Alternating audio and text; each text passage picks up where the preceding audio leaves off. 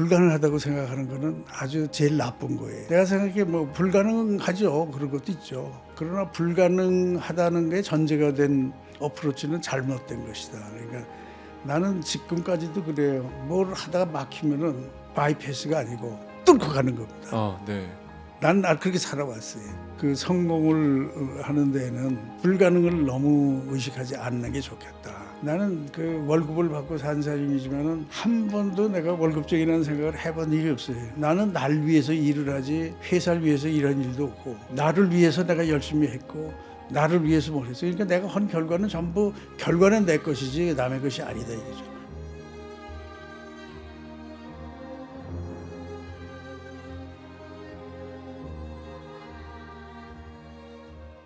회장님, 저희 스튜디오로 이렇게 찾아주셔서 너무나 감사합니다. 반갑습니다. 기적을 만든 순간들 역시 사람이었다. 이렇게 또 책을 출간을 하셨습니다. 이제 트럼프 행정부 들어서고 조선업이 굉장히 각광받고 있지 않습니까? 근데 이 시대에 어떻게 보면 지금의 우리나라 조선업의 뼈대를 세우셨어요. 대우중공업과 대우조선의 회장으로서 1980년대에 직원이 10,000명이 되는 기업은 정말 열 손가락에 꼽을 정도로 그런 거대 조직의 42살의 사장으로 가셨죠. 이 당시에는 뭐 인터넷도 없었고 정보도 없었고 지금도 전 세계에서 이거를 조선을 하는 나라가 몇 나라 없는데 그 시절에 어떻게 해내셨는지 참 신기하기도 하고 궁금해요. 내가 생각하기에 중공업하고 조선하고는 그 같은 기계 산업 분야이지만은 두 개가 상당히 차이점이 있었어요. 그 시절에 중공업의 경우에는 그 아주 기본적으로 필요한 게 뭐냐면 기술의 자립이었습니다. 그러니까 모든 제품은 일본이나 아니면 미국의 여기에 하청 공장 같이 뭐 도면 한 장 갖다 그냥 카피해서 물건 만드는 수준이었는데 그것으로서는 우리가 먹고 살 수가 없습니다. 부가가치를 만들어야만 우리가 이득도 나고 살 수 있는 길이 있는데 부가가치를 만들 수 있는 길이라는 건 기술의 자립입니다. 조선은 뭐 기술 자립이라 그래서 어떤 제품의 부품이나 이런 제품 하나 자체를 만드는 게 아니라 이거는 어마어마한 조립 과정입니다. 조선은 예를 들어서 배 하나 조립하려면 어떤 배에게는 한 34만 가지의 부품의 합이 배입니다. 우리나라 조선소의 건조 방식이라는 게 내가 가보니까 일본에 가가지고 뭐 조선소를 가보고 해보면 우리보다 월등하게 깔끔하게 깨끗하게 모든 걸 잘 만들고 있는데 우리는 그게 안 돼요. 안 되는 게 왜 안 되냐면 공정을 관리하는 기술도 없고 그런 걸 해보질 않아가지고 문제가 많아요. 그래서 이제 그런 거를 보고 와서 고민을 하고 있던 차에 미국에서부터 우리가 스카우트 해온 부사장분이 한 분 계신데 그분이 책 한 권을 나한테 주면서 이 책을 한번 연구를 해보시고 조선소를 한번 혁신적으로 한번 고쳐보시라고 그래요. 받아보니까 미국 해군에서 나온 조선에 대한 해군의 연구 결과가 거기 적혀 있어요. 쉽빌딩이라고 해서 배를 조립해서 빌딩한다고 이렇게 했는데 이 책에는 쉽 프로덕션이라고 했어요. 생산한다고 돼 있어요. 이게 생산한다는 얘기는 양산으로 이렇게 흘러가듯이 물이 쫙 흘러가듯이 뭐 자동차가 여기서 시작해서 공정이 끝나면 차가 나오지 않습니까? 그렇게 가는 방법으로 배를 짓는 게 그 책에 있는 겁니다. 그래서 내가 그걸 가지고 그 서류를 주면서 몇십 명이 좋으니까 다 모여서 이 책을 소화를 해달라. 우리 조선소를 어떻게 고치면 되겠냐를 답을 가져와라. 그랬는데 3개월 후에 답이 왔어요. 내용은 간단해요. 모든 걸 다 준비한 상태에서 속도가 다 똑같이 가도록 만들어주는 겁니다. 그게 자동차 조립이 그렇거든요. 공정 흐르면서 다 똑같은 속도로 가서 마지막에 자동차 한 대 나오는 거 있어요. 그래서 그런 시스템이어야 되는데 그걸 하려고 그러면 조직이 엄청나게 바뀌어야 됩니다. 기존에 있던 조직까지는 뭐 어림도 없는 거거든. 그거를 내가 6개월 만에 바꿨어요. 예전에는 배 한 척을 짓는데 24개월에서 36개월 정도 걸렸거든요. 근데 이 시스템으로 해서 배를 만들어 보니까 9.5개월에서 12개월 정도면 어떤 종류의 배도 다 만들 수 있어요. 진짜 말도 안 되는 속도입니다. 아니, 말도 안 되는 속도죠. 오늘의 대한민국의 조선소가 세계적인 조선소가 된 거는 모두가 지금 이 스타일로 다 고쳐진 겁니다. 대우중공업에 부임하시던 첫날에 회장님이 가장 먼저 느끼셨던 그 조직의 분위기가 어땠는지 지금도 기억이 생생히 나실 거예요. 그리고 그런 분위기 속에서 가장 먼저 이 부분부터 손을 대고 시작해야겠다. 어떤 생각이 그 당시에 드셨는지 한번 회고를 한번 해주시죠. 대우중공업이라는 회사의 전신을 보면은 1937년 일본의 점령기에 일본 사람이 운영했던 기계 공장입니다. 그런데 해방이 되고 난 다음에 이게 정부가 확보를 해가지고 있어가지고 그게 뭐 해군사나 육군사나 무슨 뭐 이제 국방부 사나 조직이 왔다 갔다 하고 하다가 60년대에 들어와가지고 민간 기업에 이제 민영화를 한 거죠. 30년 가까운 세월을 그렇게 주인 없이 방임돼 있는 이런 조직으로 왔기 때문에 내가 가보니까 이건 조직이 아니고 이거는 무슨 건달들의 집합소 같은 느낌이었어요. 이거를 도대체 어디서부터 오늘 돼서 이걸 고쳐야 될지를 생각할 수 없을 정도로 아득했어요. 내가 나이가 42살이고 나의 경험이라는 거는 전 세계를 돌아다니면서 제품을 판매하던 세일스맨이었다 이거죠. 그러니까 내가 외국에 돌아다니면서 많은 걸 봤어요. 네. 봤더니 그게 아주 굉장한 힘이 된 겁니다. 사람들을 좀 모아보니까 한 10여 명이 아주 똑똑하고 아주 그 적극적인 그 젊은이들이 있어가지고 그런 사람들을 모아가지고 논의를 하다가 기본적으로 아주 근본 틀을 바꿔야 되겠다. 근본 틀을 바꾸지 않고는 이건 어디에 손을 대서 고칠 수가 없다. 이건 안 되겠다. 그래가지고 나온 게 그 미파입니다. 근데 그런 제도를 도입을 해가지고 전체를 끌고 갈 수 있는 목표를 줘야 될 거 아닙니까? 그 목표를 세 가지로 요약을 해서 내놨어요. 그게 뭐냐면 우리 회사는 너무 비합리적이다.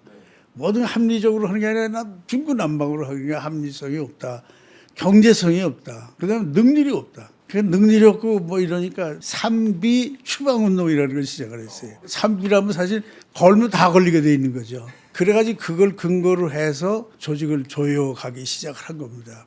그렇게 하면서 이제 제도를 뭘 했느냐면 우선 공장의 현장과 사무실과 사이에 소통이라는 게 없어요. 대화가 없는 겁니다. 우선 대화를 여는 길을 열어야 되겠다. 그래서 이제 만든 것이 라운드 테이블 미팅이라는 걸 한 거예요. 라운드 테이블 미팅은 뭘 하느냐 하면은 어떤 일을 하든지 간에 그 일에 관련되는 부서가 다 같이 한 자리에 앉아서 회의를 합니다. 여태는 각자 자기 일만 했거든요.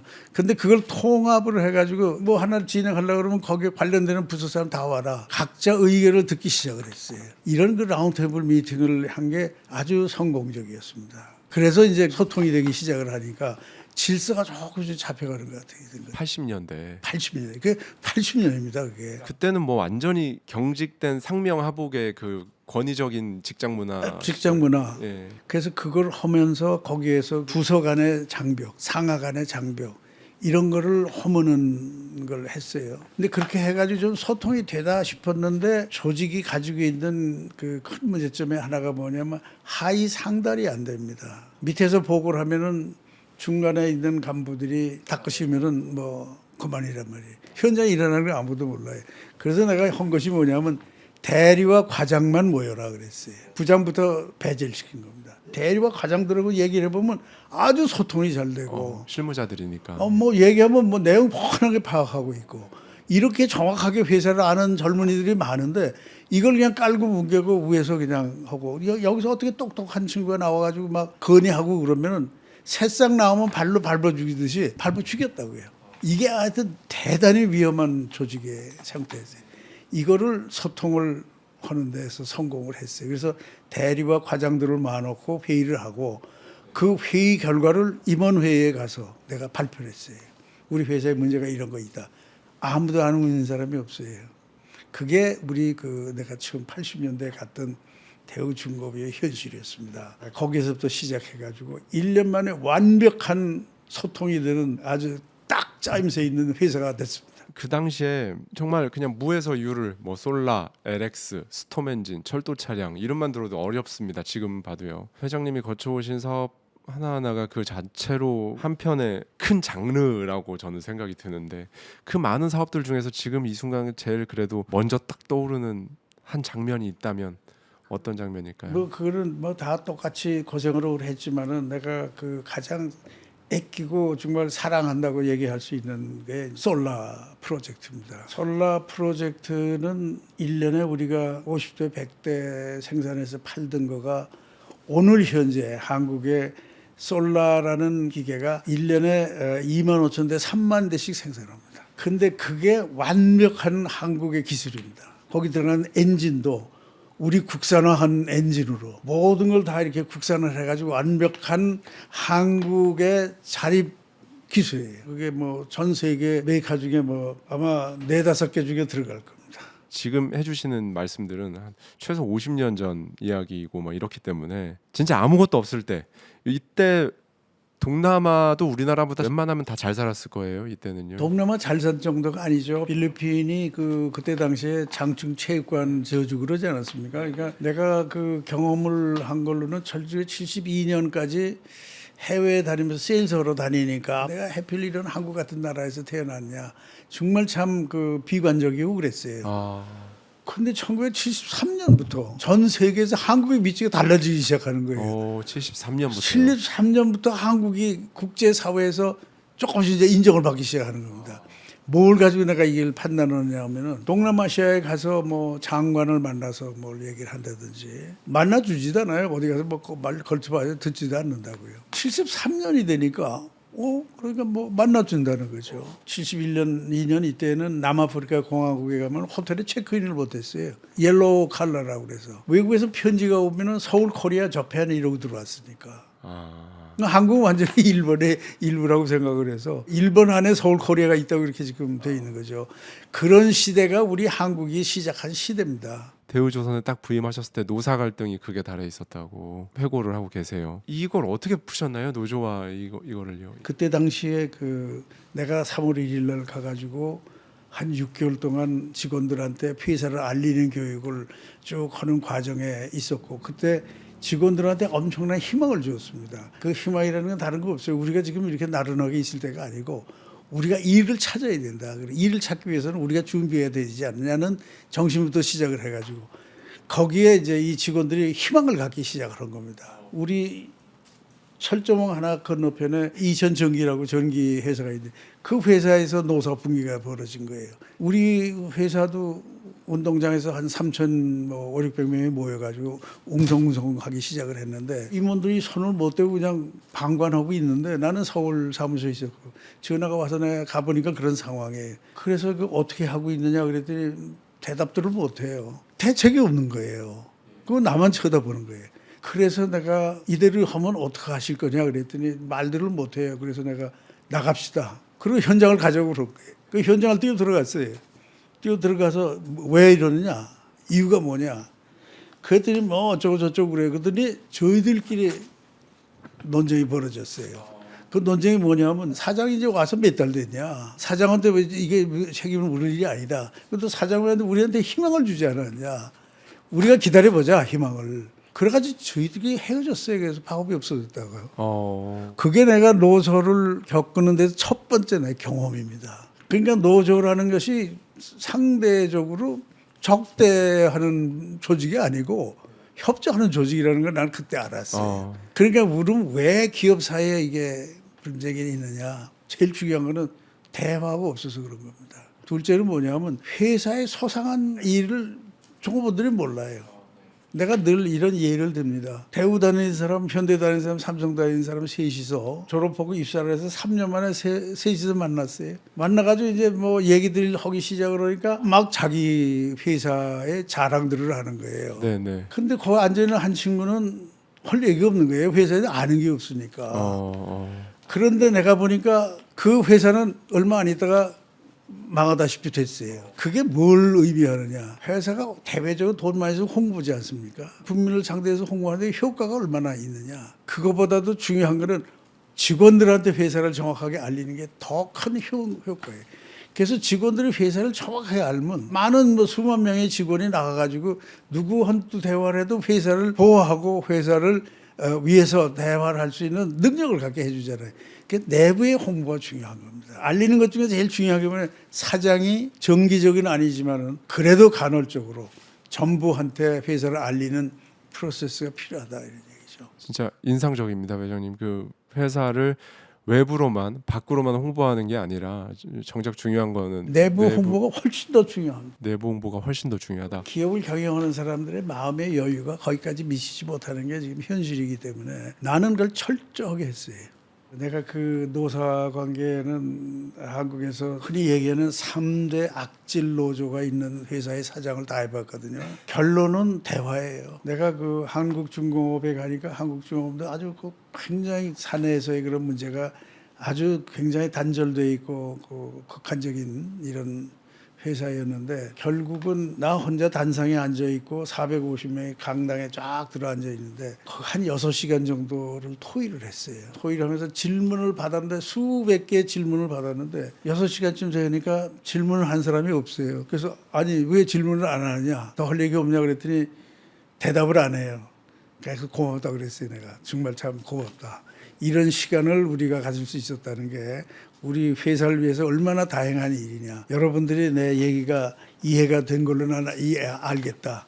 앞으로는 회사 정책에 대해서 여러분들이 협조해달라. 그걸로 그 회사의 노조가 아주 굉장히 아주 양순한 노조가 됐습니다. 그래서 내가 민영화할 때 문제가 없었잖아요. 노후보에 뭐라고 썼냐면 민영화만이 우리 앞으로 살 길이다라고 자기네도 썼어요. 그렇게 하고 내가 민영화를 시켰거든. 그때 뭐 공기업 민영화한다 그러면 막 스트라이크하고 그냥 굉장했거든요. 다. 그냥 다 기업들이 못했거든요. 그것 때문에. 근데 나는 뭐 박수 받으면서 민영화를 했거든. 그게 전부 대화입니다. 그리고 적을 정복하려고 그러면은 내가 적을 아는 것도 중요하지만은 적에게 유익한 정보도 주는 것도 굉장히 난 중요하다고 생각을 해요.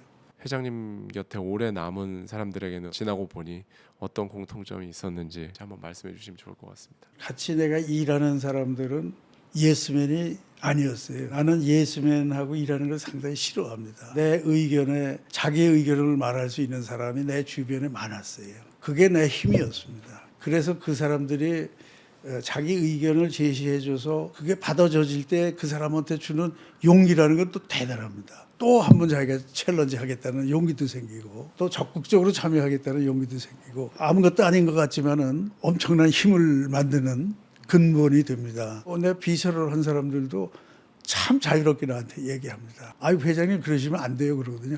어디 감히 회장님 그러시면 안 돼요 이런 비서가 어디 있겠어요. 그런데 나는 비서들을 그렇게 대화합니다.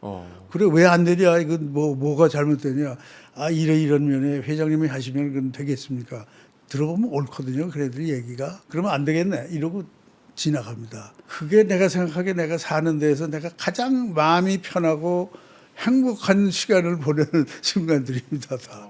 그런 대화가 아주 대단히 중요해요. 42의 대기업의 최고 수장이 되셨고 그 당시에 80년대에 10,000명이 넘는 직원이 있는 회사의 수장으로 계셨으니까 성공한 인생을 살았고 그것도 어마어마한 성공을 했고 이런 말들을 정말 많이 들어오셨을 텐데 성공을 어떻게 정의하시겠습니까? 성공이 무엇이라고 생각하시는지요? 성공을 위해서는 꼭 해야 될 일이 있어요. 불가능하다고 생각하는 거는 아주 제일 나쁜 거예요. 내가 생각해 뭐 불가능하죠. 그런 것도 있죠. 그러나 불가능하다는 게 전제가 된 어프로치는 잘못된 것이다. 그러니까 나는 지금까지도 그래요. 뭘 하다가 막히면은 바이패스가 아니고 뚫고 가는 겁니다. 네. 나는 그렇게 살아왔어요.